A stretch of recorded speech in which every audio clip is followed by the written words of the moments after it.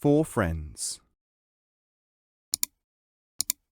Once upon a time there was a Sufi who had decided to take up his abode in a certain city, where he was to establish his school.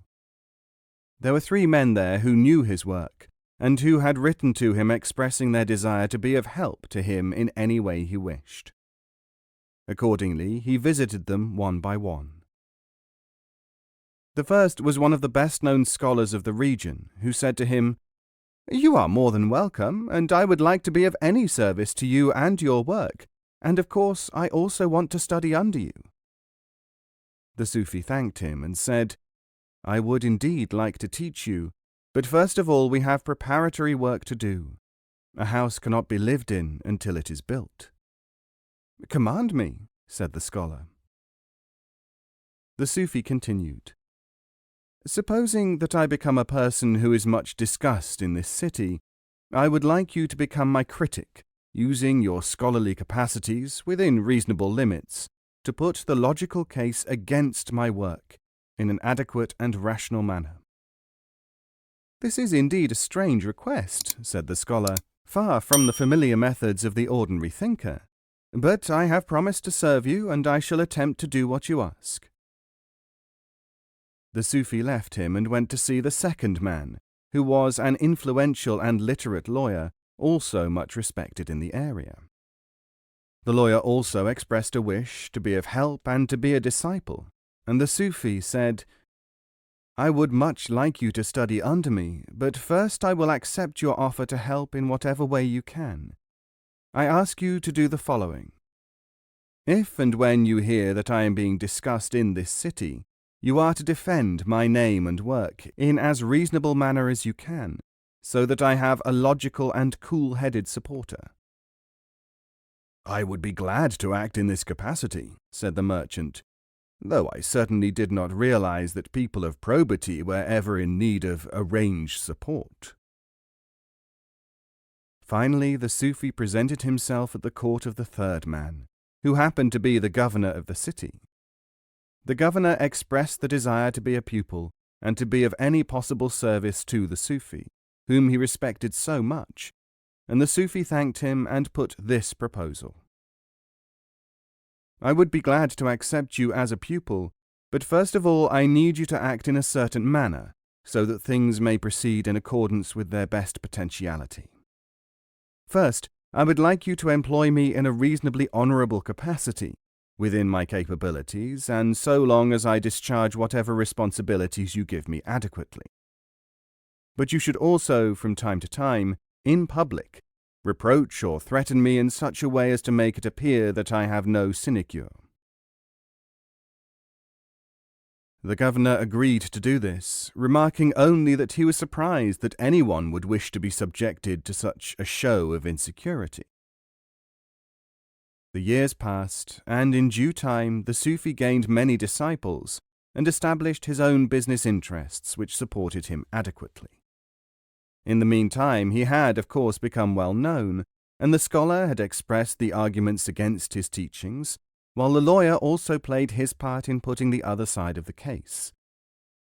Finally, on the day when he was able to leave the service of the governor, the Sufi called the 3 other men to his house, and, setting a meal before them, informed them all that he was now ready to accept them all as disciples. "While it is of course the prerogative of the master to teach in whatever way he finds the best," said the scholar, "I would like to know why you asked one of us to support you, another to oppose you, and the third to threaten you." The Sufi said, "I am perfectly ready to enlighten you as to the reason for your various tasks. First, bear in mind that the outward must be firm before the inward can be made firm, and that those of you who were first in accepting me are last in being accepted into the teaching only because you will need the least actual time in your studies. I asked you, the scholar, to put the case against me, so that, when the inevitable opposition arose, people, instead of mounting an ill-considered campaign against the way, would leave it to whoever was already adequately representing this point of view. Who better than the logician best able to express all aspects of a case? But since there are always people who are influenced by inimical propaganda, it was necessary that the other side of the matter should be advocated.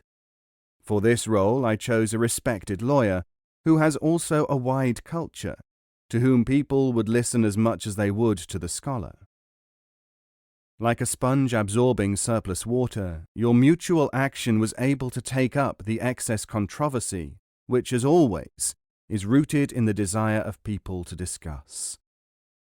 The argument was therefore safely contained in this manner, and the desires for discussion, which exists as a force in itself, were given appropriate expression. Since neither of you stood to gain repute by his victory, the debate was in the hands of people who would not twist it to personal ends. The desire to have a suitable post in the administration of this city was both because of the tradition of our way that those who pursue it should be gainfully employed, and also so that I could contribute towards the good of the people, while being a person of adequate status in their eyes, something which a knowledge of their mentality makes necessary. The need to be threatened was based on the fact that in all administrative systems, there are people who seek to bribe, suborn, or undermine public officials.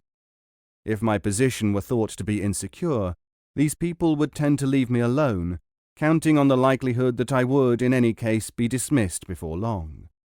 Such people's plotting, too, would come to the ears of the governor, my employer, when they tried to influence him further against me, thus exposing their inner characteristics to him, enabling him to take any necessary action.